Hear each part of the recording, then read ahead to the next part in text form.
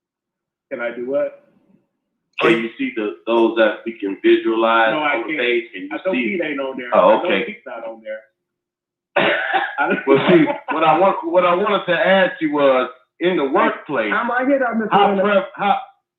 How prevalent is subliminal racism? Because I'm noticing on the panel that the darker skin are at the top and the lighter skin are at the bottom. So if you could see it, I wanted to know if you could comment on how prevalent is subliminal racism.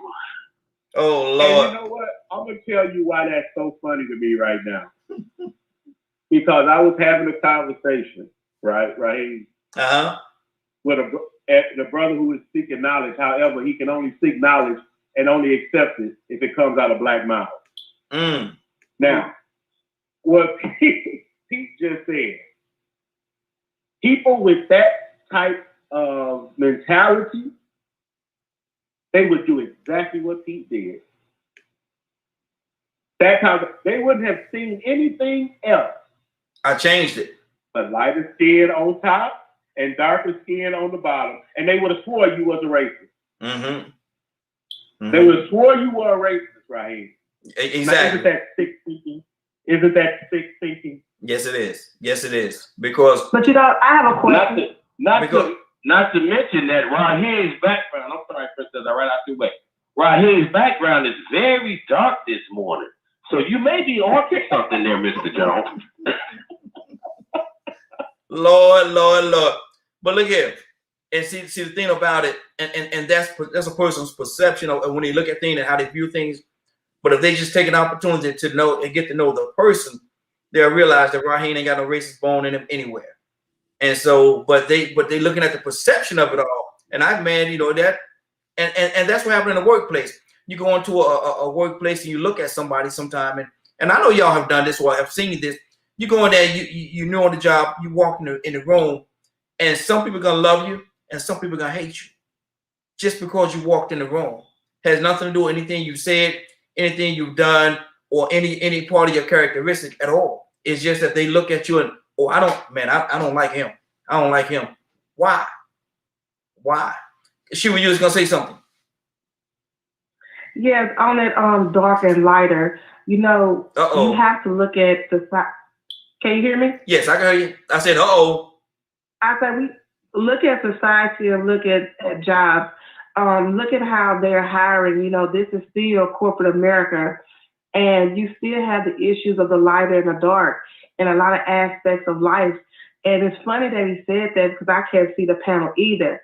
However, you will be surprised at how many people go and interview and don't get a job because of the color of their skin, because they're darker, or the context of their hair, or because they don't look a certain way, or because they don't speak in a certain manner, or because they have locks in their hair, or because their hair is not straight. Corporate America has put stigmatism on the way we dress, the way we talk, how we communicate with each other. And that further brings that segregation in the workplace around the cooler, not only just for women, but for men as well. And I've seen men fight to the nail for promotion, throwing each other under the bus, being sneaky and conniving, where women, you know, they're a little bit more out with theirs. You know, they're going to just tell the female about how they feel. But at the same time, we are allowing the corporate America to put these different stigmatisms on us unless we get our own businesses, unless we own our own things. That's when we see maybe a change on different things. Look at the amount of children that are being kicked out of school because they have long hair. But our white comrades are able to keep their hair long. So I feel as though that we need to look in the business world at how our image matters, and at the same time how they're cultivating our culture at the same time. Absolutely. I want to go to my ladies real quick. Now I'm gonna go to Badger. And what do you say? I'm gonna stay with you then, and I'm coming to you next. About women being a little more vicious in the way that they come toward each other in the workplace. Is that true, Shira? I don't think that they're more vicious. I think that women have to prove a point more so than a man, because at the end of the day, you have to realize that, if you're a man, period, you have a little bit more advantages because you are a man. You have higher pay, you get offers to better jobs. A lot of things go in because you are a man, period. And a woman has to work twice as hard to get the same amount of credit, the same amount of respect. So then that comes to now, if another woman comes into the office, now you have what they call competition. And that competition, you have to either in the corporate world annihilate that competition, or you have to be better than that competition. And it's not only in the work. I wish it was based upon your work ethics and whether or not you do a great job, whether or not you are being superior. But it's really based off of looks. I could tell you now that a lot of women have slept their way to the top. A lot of women have did things they weren't proud of to get to the top. But at the same time, men have been just as grimy and nasty. But instead of, oh, well, it's just a man being a man, is that we put those different stigmas on women when they assert themselves. Now they're too controlling. They're too demanding. They're too this. So to me, it's like a man is putting stigmatism on women when they're just trying to make a living as well to feed their families and to make sure their families still have a roof over their head. And, then you want to say they're too masculine. A lot of things have been said, like, you're too masculine, you're too assertive. And but in those different corporate America positions, you have to be that assertive. And the water cooler can be kind of tough on men and women. I've seen men just tear down each other just for a position. And it's okay because they're men, but when a woman do it, it's a cat fight, or it's demeaning or degrading. So I think that there in every aspect that there are people that's fighting for position, especially now during COVID-19 when jobs are limited, when you downsizing and you don't have as many people in the office. So now you have to decide who's going to be kept. Look at the many people that's been working 25 and 30 years that are being let go. Preacher? That's being let go. I know, let me say the last thing. It's people that's been working for 25 years being let go to hire someone new because the pay is lower. So we have to look at that. Good deal. Anna, what do you say to that? Yeah, get your hand out your mouth, Anna. We get time to talk. You got your hand in your mouth. She's absolutely right. And I'm gonna tell you something. Hey, Christy, I need to give you a holler. Our schedule's been clashing. I'm gonna give you a call today. I promise. I love you, Anna. I love you too, sweetheart. So she's right, but at the same time, I'm gonna give everybody some advice when it comes to the workplace. And you could take it, or not take it, but it worked for me. So all the in-between assistant managers, maybe the manager, aren't as important as the top dog. Get close to that top dog. Don't cut throat. And I guarantee you, your position is yours to stay. Because in the workplace, you do. And Christy's right. With women, especially single moms, it's almost like it's territorial. Like, oh, no, you're coming in my space. I'm not going to have it. You know what I'm saying? And it's almost like I can just, you're trying to take with mine. And that's just women's nature. Now, men, and I don't know, some of you men might not be happy with me right now. I've noticed in the workplace that they're worse at gossiping and cutting throat than women. I'm like, why? Like, you're a man. Like, really, there's no need for it. But, that is the truth. So you guys can take that advice, or, because one thing I did, and this is how I did it so young at a furniture store. So everybody was trying to get close to the assistant managers and the store manager. So what I did was I became friends with the district and regional manager, not friends, you know what I'm saying? But whenever I had to take care of business or ask something or needed advice on something, I went to the top dogs. And why? Because those are the ones that can hire and fire like this. You know what I'm saying? The store manager at the end of the day is really nobody. on the lower part of the ladder. So you want to be friends or want to be on their good side, right? Because, you know, it's not friends neither, because I've always said I don't have friends in the workplace. That doesn't work for me. You know what I'm saying? You might have one person that you like or whatever, but that's that, you know. But to get all personal, no. But that is part of what for me worked. So just some advice, especially to the younger ones out there, man, and then just do it. And nowadays, please, you guys, it's so easy. Like right now, that's what I do. Work from home. You can get so many medical and other type computer jobs from home, typing, doing billing or whatever, and get paid real good money, and you don't have to see people, and you don't have to deal with workplace drama or anything, and it's just the best. Just some advice. Absolutely. And Badger, let me ask you this question, Badger. Because Anna said a lot of people try to get in good with the assistant managers and the store managers. How much manipulation goes on in the workplace? Yes, Badger. How much manipulation? Mm-hmm. Man, that is an understatement.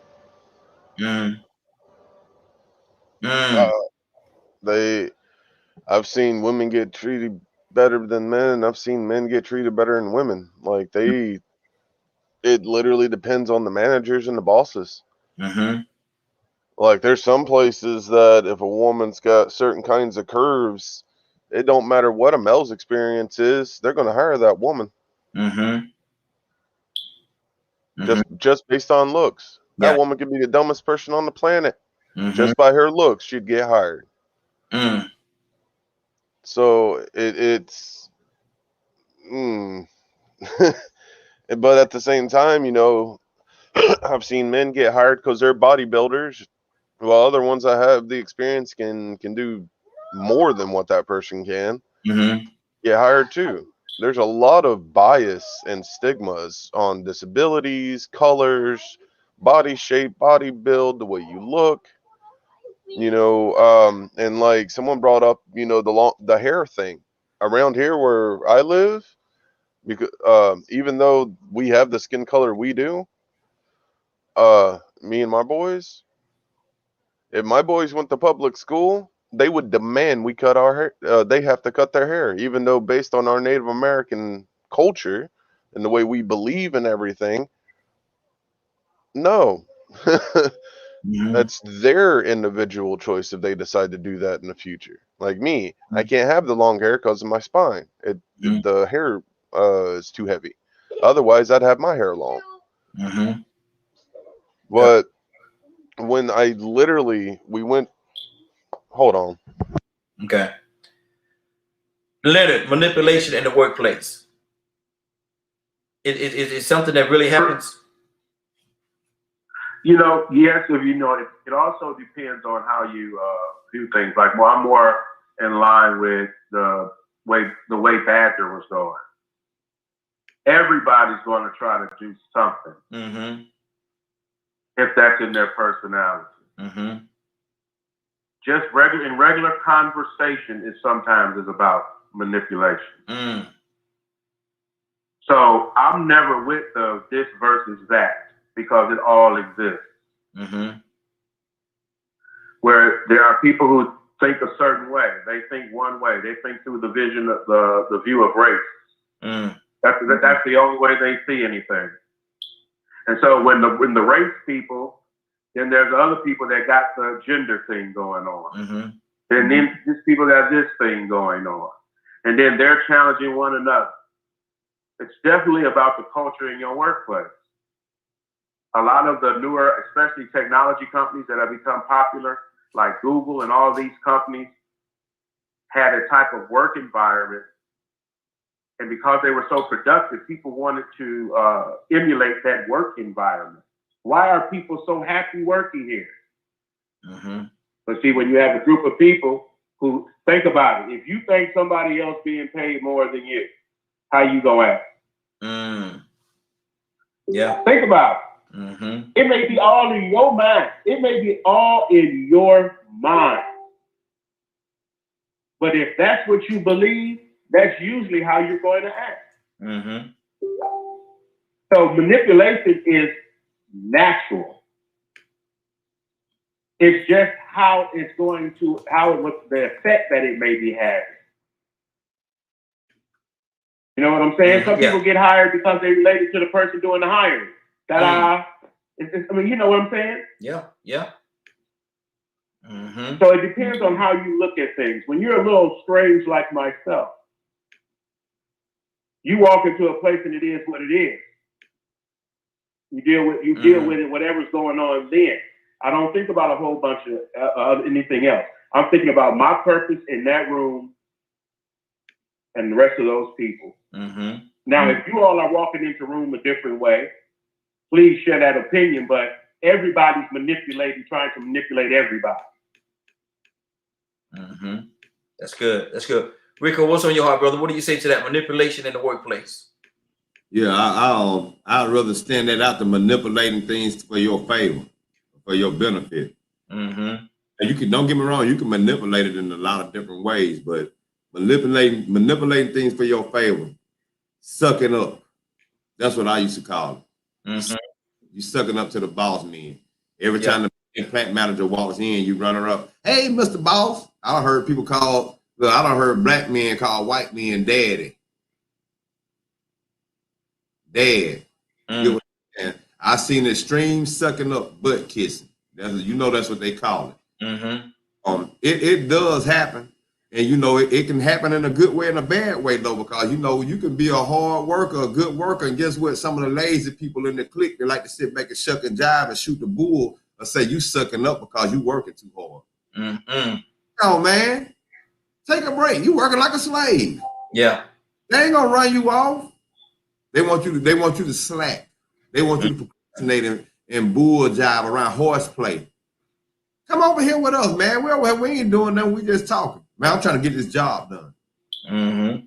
Because some people go to a job to get the job done. Exactly. For a social setting. But see, the thing is in our nature, like Leonard just said, in all human activity, we are going to try to be social. Especially we got for a period of time and we got to work around a certain group of people, a community of people. We have no choice but to try to be social. Mm-hmm. So there's social activity going on at the workplace. You got all these personal behaviors that people bring to the table that they were born with. So the question comes up, are women catty? Yeah, women can be catty when other women are around. But women don't like being in the workplace where a lot of men are there giving them attention, being gentlemen.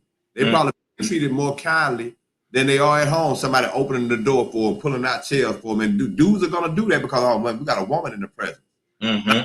To get elder, but we still might feel somewhere that we are supposed to be gentlemen and do certain things. But if you might have to carry buckets for because they're a little too heavy for them. Yeah. Get used to it or something. Then you got some people doing it for favor. They trying to get in good with this woman. Mm-hmm. And then another woman come in and she tough too. Yeah. They might link up together, but they linking up together to find flaws. Same thing with the guys. So the guys start sabotaging each other, snaking. That's what we call them at different jobs. I had snakes. They can put lots of overtime. They really what they're doing. They counting your pockets because the money you got in your pockets might be able to buy you a bigger truck, might be able to buy you a bigger home. The money that they count in your pocket might be able to get you some rims, and all of those things. For some reason, women like it. Mm-hmm. People like it. We like things. We like being superficial. So now, not only are we trying to be alpha male at the job, but we worried about the next man getting the next dollar because we know women want a man that can provide for them. Yeah. Need to be awesome providers. So consciously, we want to make this money because we know that women like men to dress nice. Exactly. Got a clean haircut all the time. They got the nice whip. Mm-hmm. 4,000 square feet at the house. Mm-hmm. Man, men want that, and they can't get that without money. And if they see another man get a promotion or get a raise, that nigga think he up it. Yeah. Mm-hmm. They want money. It ain't really personal. It's the fact that you have the potential or the opportunity to get a little bit more attention than they get with the money in whatever way that they might be jealous of you. That money is going to open up a whole level of different access and opportunities for you. And some may be small and simple. some of it may be major, but anywhere it goes, it's the envying people. It's the envying human beings that want to get ahead and be the HNIC. Exactly. Wow, that's a lot tied into what you just said, brother. Pete, what's on your heart? I was just stuck listening to the brother. I agree. He said a whole lot. A whole lot. I think that you know, men do go after women in the workplace. I think they do see them as a threat. I've definitely seen that a lot. I've identified that more than not. But the first rule of our nature as living beings, when we come together, one for one, is one is influencing the other, or the other is influencing the one. So all of this is going to basically come right back down to who and what are you? What are you made of, and what exists within you? So we really want to understand that, because that's where it's going to start. That's where it's going to come from. Okay, what type of being are you? What's really going on the inside? So if your pursuits are righteous, then we would reap righteousness. If they're devious, then certainly we're going to have chaos. So I think that greatly contributes to the overall conversation and subject matter, because when two of us come together, one for one, just two individuals, either one is influencing the other or the other is influencing the one. That's just our nature. So it bleeds out. It's going to bleed out from there. But we don't, you know, the women in this society, they've had some serious struggles, and certainly with employment situations, they've had some serious obstacles, and they're making some headway. But you know, it's been some issues. It's definitely been some issues. An attractive woman can possibly, in a lot of situations, advance further. You know, different ones can advance on their knees or on their back, you know, up under the desk, so to speak. Giving up noodles and things, you know, you can advance. So this is just reality. This is just how it exists. So I go back to the management style, the pursuits, and bring it back to the individual. I mean, are you willing to compromise aspects of your being to achieve some material positioning? Or are you so rooted and grounded and fortified within yourself to a system of reality and truth that, you know, eventually you still will get there. So that's what I have to say now. Okay, and see, and you say that's a reality, but actually that's a real sad reality that an individual will have to belittle themselves or downgrade themselves for an advancement or financial gains. That's a real. They don't have to. You're right. They don't have to. If they rely and align themselves to that, that's unfortunate. But it's also a present reality. Yeah, exactly. We got a couple of callers on the line. Ready to go to the callers that we have on the line. Our next caller, I think we have Toya with the T. Toya with the T, what's on your heart? Hey, good morning. Good morning. A lot of information. Let me tell you something. As a female working up in here with the guys, what is two things you finna be, cute or hated, honey. And if you too cute and you think you want to tell them to do their job, you might go back to the hated list, honey. It's a lot being a female working in the industry. And the better you are, the more issues you're going to have. You know, even sometimes when you are trying to be good, like a girl in the military. You know, we can come doing the most amount of push-ups, sit-ups, chin-ups. I've learned that it makes a man want to hurt us. When we start to show, like, our strength. Like, that's how I wound up handling that young man. I remember him saying, "Oh, you think you're a guy, don't you?" No, I don't think I'm a guy, but I'm just strong and, you know, independent, and I'm not going to let nobody, you know, do anything to me. But oftentimes, and I remember my dad telling me that, you know, you have to be careful not only what you show people, but when you start to show men your strength, you have to be very careful because they're going to want to hurt you. You can't play fight with them. You can't let them know how strong you are. You're going to have to stroke their egos because sometimes they just don't know how to deal with a strong woman, whether it be sexually or outside of sex. You know, so I had that conversation with my dad on knowing when to be able to pay attention to the mood and the tone and how people and how guys, you know, versus girls and tone of voices and all of that. So what they're saying, very true, something that we walk through on a daily basis, man.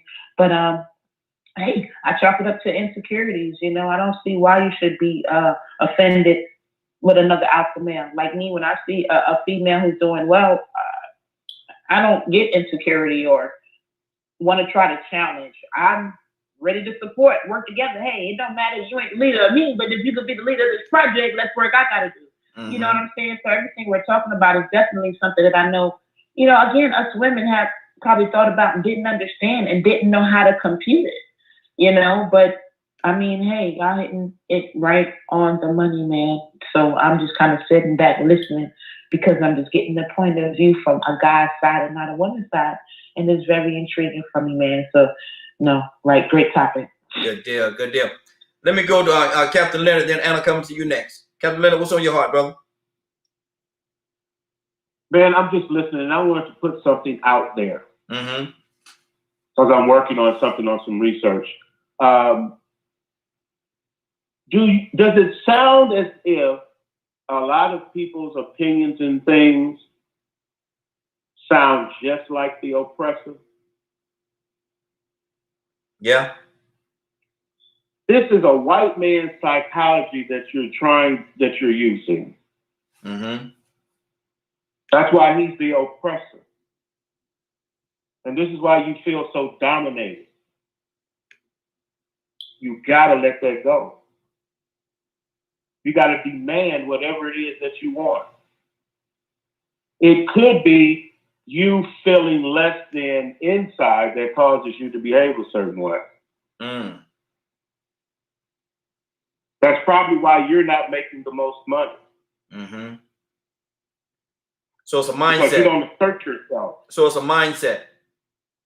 Yes, you got to change your mindset. The Christians say this: favor ain't fair. Mm-hmm. Many of our testimonies and everything, if you're in the black church or what have you, you'll hear it say, I don't know why it happened, but I'm just glad it did. Because we counted it all a blessing. And so our mindset is to do what we can and be the best people that we can be to be blessed. But if you're thinking like the white man, this won't occur to you.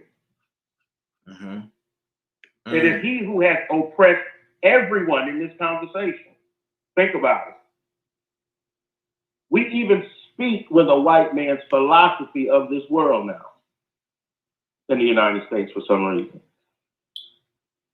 We got to defeat that enemy in us that makes us think Leonard, we may be less than. Do you think that's why a lot of actually a lot of Africans look at us and say that we've been too Americanized or Yeah. Our African brothers are actually, it's not that they don't like us or whatever, they just don't trust us. Have slavery. They don't have slavery. Yeah. Mm-hmm. And so when you don't go through slavery, that changes your outlook, your mindset. Mm-hmm. So rather than say, this ain't for black folks, Africans who haven't been through slavery say, this is how I'm going to get it. Mm-hmm. Okay. Because they don't have those chains of racism and that racist past a lot of times holding them back. Mm-hmm. Okay. So everybody's picking a little bit of victimization at some point. Mm-hmm. That's good. But if you start being positive, trust me, you start going in a room and taking that positivity and trying to spread that, it works a lot better in leadership. Mm-hmm. Having led people in corporate America who hate me because I'm a man, hate me because I'm black, all sorts of things. But what they won't do, they can't hate on the fact that, one, I'm always trying to bring people together to get things done. Mm-hmm. That's good. Hold right there for a second. Let me go to Anna, and then we're going to Shira after that. Badger, coming right back to you, brother. Anna? Hello, Leonard. Hello, good morning. Nice to be here on the panel with you. Leonard said exactly what I started out the conversation with when I was saying at the end of the day, I bet you they appreciated the bonus and things like that. And that's the attitude you got to have. That's been my point the whole time. That attitude of let's just do what we got to do. I'm going to keep moving to the top. And if it just shows when you walk into a building, your personality will just show, okay, this person's a leader.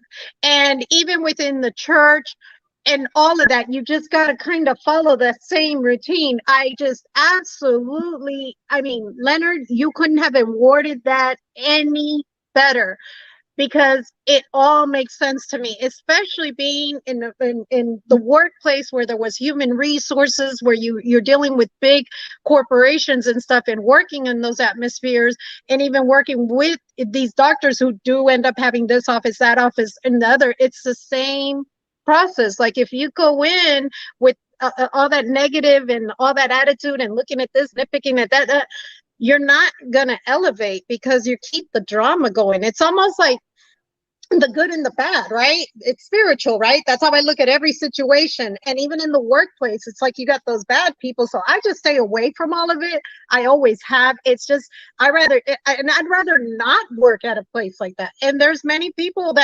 managers that have lost great employees who are dedicated due to those ways of gossip and stuff. So, like I said, Leonard, that was excellent. You couldn't have said it better, because it's not about, the oppression, so forth, so on. I don't know too much about what's going on with Africans and what they're talking about with the States, but I don't care. Everywhere I go, I'm going to be the best, and that's that, and that's why I elevate, and maybe more people need to take that attitude.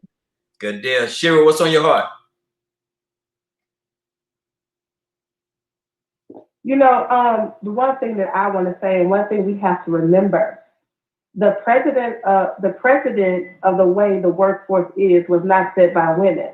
Because if you go back, if you go and study history, women weren't able to work for a long, extended period of time. Our place was at home with the children. And then when things changed to where women had to go to work, if you go back and look at the Women's League of the baseball, all these things started taking precedent, which changed or forced a change in the view of work relationships. A lot of laws had to come into place to protect women because of male domination, because of sexual. Scratch my back, scratch our do. All different kind of things came about. So then things have to change even more so with laws, with rules to protect women, to teach men how to act around women that are working, the right way to be competitive with a woman.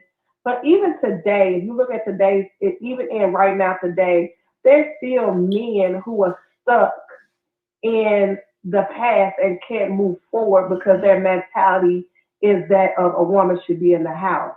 And it infuriates them to see a woman that's educated, that's smart enough to carry themselves, and not only carry themselves, but beat them at the game that they're playing. So they often plant deception and demise with another woman. Oh, well, she thinks she's better than you. Won't you show? It's different things that happen. I'm not saying it's all men, and it's, but that does happen as well. And a competition that's between men and women and men, it differs. But it's all about them feeling inferior to a woman, and that doesn't make them feel comfortable. So, and with the African thing, that's always been an issue with Africans, or, they feel as though that we are Americanized and we're not true Africans because we, but I would say this, I never seen Shambaba boy come get no boat to come get me when we was taken. A matter of fact, I'm just saying, a lot of things that has happened, we have been colonized and Americanized.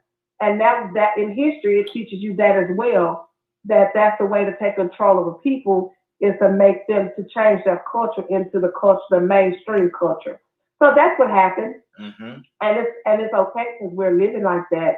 But we have to also recognize who we are, where we come from, what we represent, make a stand, demand a change, and be strong enough to accept that change. Good deal. Good deal. Badger, what's on your heart, brother? You know, kind of going off of what she was talking about, you know, it's really messed up in a lot of ways how much across the board, the way Badger, come back just a little bit, brother. Come back just a little bit. We can't. There you go. There you go. camera, Mm-hmm. the way people, like back when, you know, the United States government was set up, Mm-hmm. and then you got everything that led up to the Civil War, and then everything after the Civil War. You know, taxation, certain rights, things of that nature. You know, it developed you know, kind of what Leonard was hitting on was this mentality. And one of the biggest things, you know, I've even tried to get talk to people about is changing your personal thought process. You know, like I can acknowledge that yes, there's a lot of messed up stuff in the world. Mm-hmm. But looking at like I was talking about earlier, you know, about the schools, about my kiddos, you know, they'd get picked on not only by the kids but by the teachers too.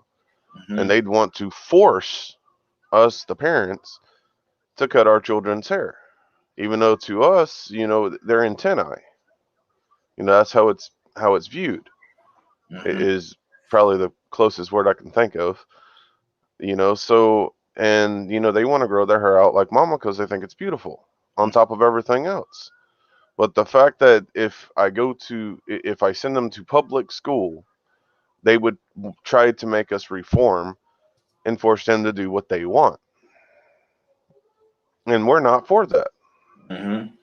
So I think a lot of people are so allow this thought process and everything to control them, and they don't want to acknowledge that it is. Mm-hmm. Because you decide how you're going to react in a situation. You're responsible for your own actions. And yes, the most upstanding citizen or human being can have bad things happen to him, Mm-hmm. or possibly even killed. Mm-hmm. Yet the people that knew that person is going to remember a consistency that no matter what, they lived their life to the fullest, and they didn't let things control them or alter the way they thought, the way they treated other people, you know, things of that nature. And I've had people say, even to me, they're like, you're too nice. You need to just tell people to F off and so on, and things of that nature. And I'm like, no, I'm not going to be like everybody else. Mm-hmm. I'm going to stand on my own 2 feet and treat people how I feel that they should be treated. Mm-hmm. Mm-hmm. Exactly. You know, and that's in the workplace, that's in, you know, just life in general, across the board. So like even when I worked and stuff, you know, I you know, I always treated people kindly and respectful and things of that nature, you know, and I'd call people out. Mm-hmm. You know, I'm like, so when I was calling people out, I wasn't trying to be disrespectful. It was just, you know, you're wondering why certain people treat you or think of you this way, and this is how you're acting. This is why they don't respect you. This is why they say the things that they do. Mm-hmm. If you don't want them to think that, then stop acting a fool. Exactly. Exactly. Good deal. Toussaint, what's on your heart, brother? Rico, coming to you next. Toussaint, you there?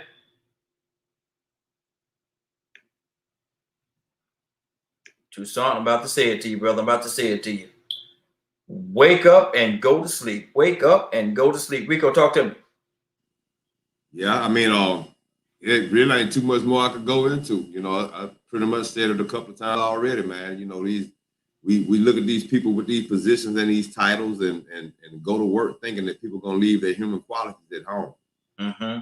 They're not gonna if they are messy men, they ain't gonna leave.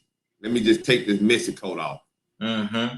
For work. Or if they messy women, they ain't just gonna take it out if they jealous of the men. You are who you are. Now, when it comes to the people in authority, the boss men, as we speak, it depends on how they are. I think I said earlier that you might have some of the boss men that are more messy than the employees. Yep. So, you know, and for them to come up the ranks, they might have to do the same thing he did, sleep with somebody, you know, then or just have lynchmen, henchmen out there, you know, tell me what they doing. What they doing. I tell you, go over there and turn over that oil, and then I will go back and put it on him, and I'll write him up, and we get rid of him. He don't want to conform. He don't like to get with us and play cards. He don't like to come over every Friday night after payday and gamble his check away. So we put him in when he come to work Monday for losing it. You know, these behaviors, man, these the toxicity that we talk about in the community with toxic masculinity and the behaviors of people that we speak of in our community, it goes to the job. It goes to the policeman. When he put his uniform on, don't mean he's going to take racism out of his heart. If he got hate in his heart for black people, a cop just ain't going to take it out because he put a uniform on. He's going to try to restrain it. So that's what a lot of people do. They go to a job and they try to restrain the real them so they can concentrate to get the job done and get that check. The thing is as human beings, once we get comfortable, we start adapting. And I only say adapting, we revert back to this behaviors, back to this crazy mindset that we have. And like what Leonard was saying earlier, you know, we are programmed. We are programmed to fall in line, abide. You only have a few every now and then that may go in and say, you know what, I'm gonna let my work speak for itself. Yep. Now, if your boss man don't promote you or put you in the right situation as a leader, when he knows, maybe it's because he felt like you're a threat. You know, so I mean that's what, you know, the situation comes in that you probably shouldn't even been in that environment in the first place. Like I said, when I went to that chicken plant and that woman interviewed me, I read in between the lines, she would let me know this ain't for you. Yeah. You should have your butt in college, young man. You got yourself there talking about getting a job and providing for a family, but you too well spoken, you too intelligent. And this place right here is not for you. This is going to turn you upside down. Yeah. But my mindset and my behavior patterns were so flawed, you know. So it gets to a point where, you know, that distraction with that workplace cooler, that gossip, all that sensationalism that we like on the streets and that we like on our television sets with Real Housewives of Atlanta, that type of stuff, that messiness, man. The society has got so has so much of a thirst for that sensationalism and that adrenaline that comes with it, that sometimes work might get a little too monotonous, so they got to spice it up a little bit. Exactly. Toy, you want to see what's up?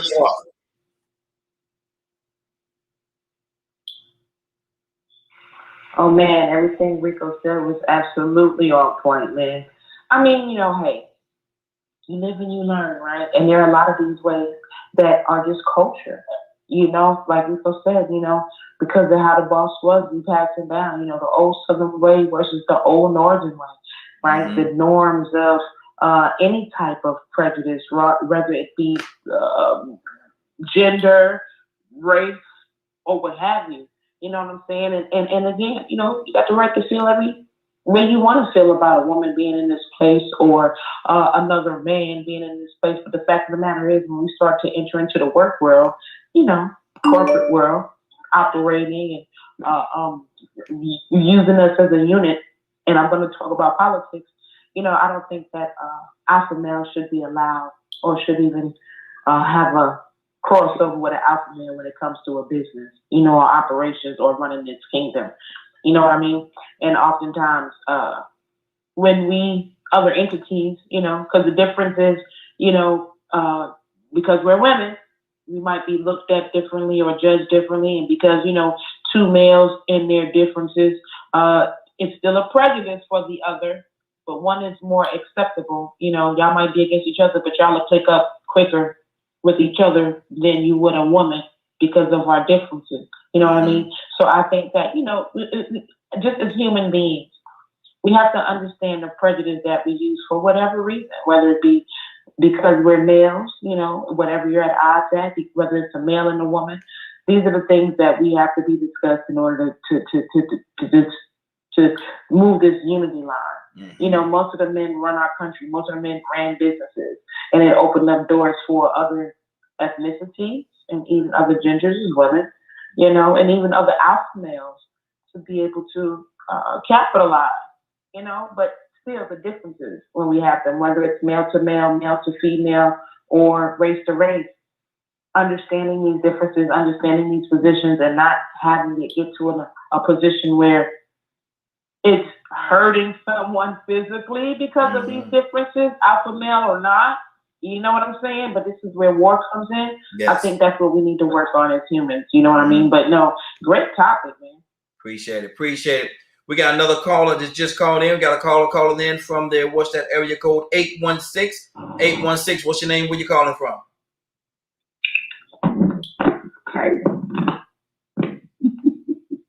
This is K with an E. Good morning, young lady. How you doing? Boys. I see. Too much fun. Look here, you must have been in concert last night or something, because your voice is gone.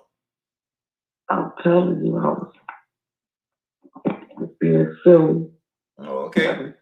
Too much fun, and I'm losing my voice.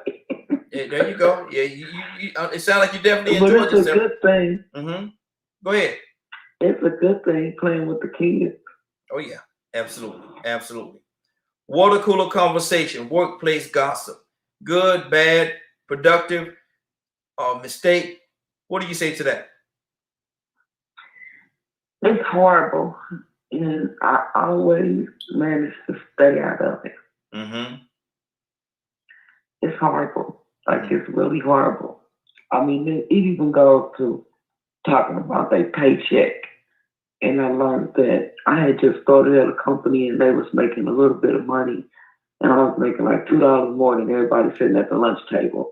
And they said, you ain't never said nothing. I said, because it's not a conversation for me. And then I went and told the choice nurse.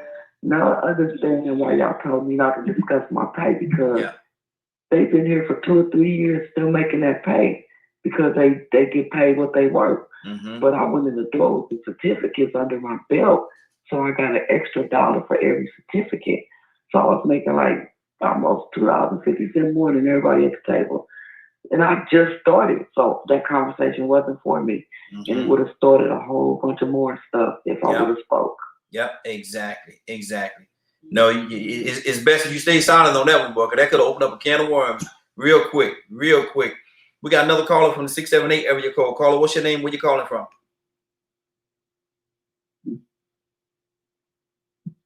Hey, this is Annette Davis Jackson. Good morning to everybody. Happy Friday. Good morning, young lady. How you doing? Perfect. Good deal. We're talking about water cooler conversation and workplace gossip. Is there a place for it? Good, bad, or what do you see in that? Wait, say that. Water barrel conversation? Water cooler conversations. When you meet at that water cooler and that workplace gossip. Oh my goodness, I don't understand that. Man, that's the first time I've ever heard anything like that. You never heard of it? Water cooler conversations? No, water cooler conversations. Does that mean when somebody gets so hot, you need to pour some water on them? No. When you at work and you meet around the water cooler, they got a lot of jobs have a little water cooler. Oh. Yeah. Oh, okay. Okay. Who that laugh? Thanks for somebody laughing. But no, I'm like, okay, we need that too. That's another water cooler conversation where you just shut off the conversation. But I'll never forget, I would say water cooler conversations are good, but let me tell you what's a desired end, right? Because you never know if your colleague, because your water cooler conversation is going to be confidential, and that water cooler conversation is going to carry somewhere else. That's what I have to say about water cooler conversations. What about the workplace gossip? Gossiping at the workplace. Oh, I don't like gossip, period. Right? Women need to stop gossip. You know, men need to stop the gossip. No, if they have something to say, they need to communicate. If there's something that is not right that they think that needs to be corrected, they need to take a pen to the paper, like my mentor said, write up a recommendation. I always say write up a recommendation and give it to your boss. Don't be scared. Because what happens is you're going to end up being the fall guy for something if you keep that up. That's good. Yeah, I don't like gossip. Gossip we should denounce at all costs, right? We're professional men and women. I don't care what job you have. You know what? State the claims. Let's not be kids anymore. Like the Bible says, you know what? Hey, we're off the bottom. Let's get to the meat. All right? If you're gonna, as they say, wear your big boy pants and your big girl panties, you know what? Stand up. That's good. That's good. Okay, I was reading a comment that was made. Rico, what's on your heart, brother? I feel like for anything to work to its best potential, it has to have integrity at the root of it. So you run across that water cooler, or that crowd of people standing in the group that like to get together and break and shoot the jive, the shuck and jive, the gossip. When you run across that, when you already know your purpose and your goal is to come there and provide an income so you can provide for yourself, not earn an income so you can provide for yourself. That's the most important thing. The thing is that you don't want to go there to get involved in any kind of mess that's going to cause you to lose that job or have you in the office getting written up or having meetings about something that doesn't even pertain to the work product. So you shouldn't have to get together and have a meeting about a situation that doesn't apply to the parts that are being ran. If you got to sit down and talk about people gossiping, horse playing, not doing the job, you can't succeed like that. So, my biggest advice would be, even with myself, my intention always with a job was to go in with some kind of integrity, and have some kind of respect for myself, knowing that I want to get my goal accomplished. But like I said, that human factor, you got to be strong. You got to be very strong, focused, and dedicated to go in there and not get distracted by the inner workers. Because, like I said, as human beings, we do have to cooperate and form bonds with those we work with. If we always standoffish, the other men might actually turn the authority figure against you. If they understand that, hey, man, he just came here to work. He didn't come here for all that other mess. But that used to be the term I heard all the time, man. I just came here to work. I didn't come here all day. Yeah. People got away from that, though. Shira. Oh, did we lose Shira? I think we just lost Shira. I was trying to go to her. I think she had I thought she had somebody with her in the background. I wanted to see what was on that person's heart as well. So Shira, if you're there, give us a call back. Shira. Let me go right now to let's go to Pete. Pete, what's on your heart?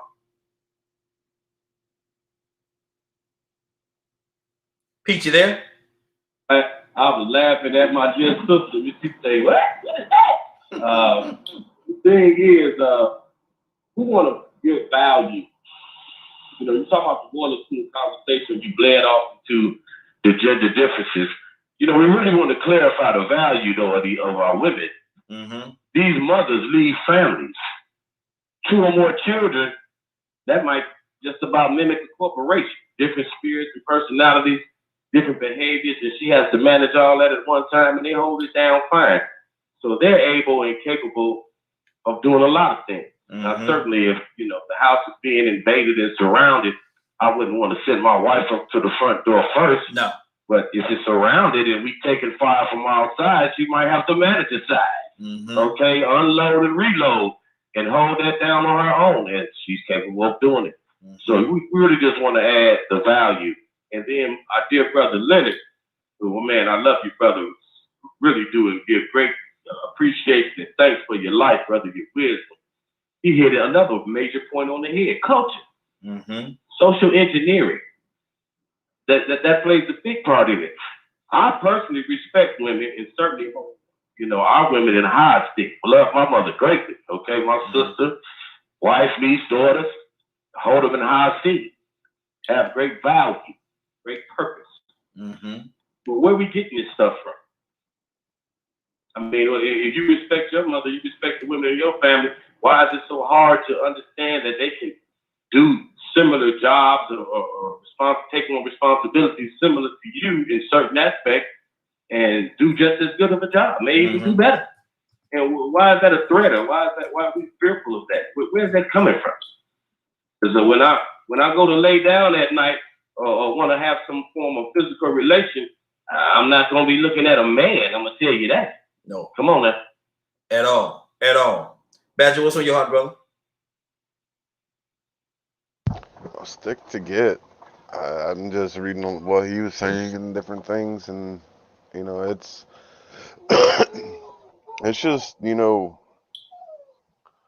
looking at everything as a whole, you know, listening to everybody, you know, it's all the perspectives and different things are personal experiences and all that, you know. They can range so greatly depending on where we live, where we're at, our personal experiences, how we reacted to those situations that we were in, as well as our perspectives. Mm-hmm. You know, and hopefully people that are watching also understand that, because it plays a huge factor in everything that we say. You know, a lot of our stuff is from our perspectives. Mm-hmm. Mm-hmm. You know, so even in the job world, you know, I'm very much was always getting irritated and upset because I'm very much a stickler of rules. Mm-hmm. You know, so when people weren't following the rules, I always ended up saying something, because to me, you know, the rules are there for a reason. So it's just, to me, it's just one of those things. Good deal. Good deal. That's good. That's good. Man, I'm looking at the clock, man. It's almost time for us to get on out of here for today, man. But Tucson, are you back with us? Hey. Yes. Y'all know we got this warming center up here. And it's funny y'all talking about gossip, because that's all they've been doing is gossiping back and forth about this warming center. And they be like, well, you won't go down there because there's too much mess going on down there. Mm-hmm. Yesterday, I get a call. Last night, I get a call in Mr. in Philly with the grandkid, where one of the white guys then hit one of the black guys, I guess in the face, and called him the N-word the day before or something. I don't know. But that's just proof right there. Too much gossip was going on. And that's why Kay wasn't there. God didn't want me in that mess. Mm-hmm. And now it's just a big old bunch of stuff going on. But they're supposed to be helping the homeless. I don't understand it. Like, one of the homeless said, all they do is gossip. I can't wait to just be able to just tell them, I'm going to go national on TV with them. And they're going to be down there at the city, have one of those meetings, and I'm going to go down there and just bust them all out. They're going to be so mad. Like the homeless is looking at y'all like, how y'all going to help them? And y'all gossip and fight among each other. Exactly. It's responsibility, man. I put that back to responsibility. Leonard, what's on your heart, brother? And what's going on at 3:00 today? If you did not get a chance to hear this show in its entirety, log on to www.dkmmediagroup.com at 3:00 Eastern today. Good deal. Good deal. Well, I'm looking at the clock, y'all. It's time for us to get out of here for today. It's been a great broadcast. I want to thank everybody for joining us. Anybody have anything before we get out of here? What everybody got going on for the weekend? Everybody just chilling? You muted, Rico. I'm going to pass out vaccine. Mm-hmm. You going what now? Help give shots this weekend, people that want that vaccine shot. Okay. Stay away from me with that thing. I know, got about 1,000 people somewhere. Yeah. Stay away from me. Stay over there. Stay over there. But come on this side. Stay over there. Rico, what's on your heart, brother? It just look like it's going to be a pretty nice weekend. The weather might be getting better for a few people. So, you know, let's hope it gets better for those people in Texas and Louisiana. And going back off the subject you was talking about, you know, anybody that's listening to this that does have a habit of going to work and getting distracted by the work cooler conversations, you know, I would like to tell them to try to get themselves obsessed with completing the goal, the project, or the job. Anytime you got a goal or a job or a project you need to get done, obsess yourself with it so you see the finished product. And don't let those, if you can get obsessed with seeing the job completed, you probably can avoid the distraction. Exactly. Anybody else before we get out of here? Good deal. Good deal. It is now 10:01 time for us to get out of here. I want to thank everybody for joining us. And more than that, I want to thank you for allowing DKM Media Group and Associates and the Morning Glow to be a part of your morning. It is now 10:01. You're about to exit the Morning Glow. But before you go, I want you to do me two favors, if you will. One, I want you to continue to pray for us because we are certainly praying for each and every one of you. Number two, why this is real simple. I want you to go out there, find somebody, and give them a hug. Because you never know. It could be the only hug that they get, or it could very well be their last. Love you, and ain't nothing you can do about it. Have a great day and a better tomorrow. Now we shine some inside of you for the Morning Glow. Take it out there into this wicked and cruel world that we live in, and let your light so shine. You'll have a great day. Love each other, and take an opportunity to give somebody some love. You just might.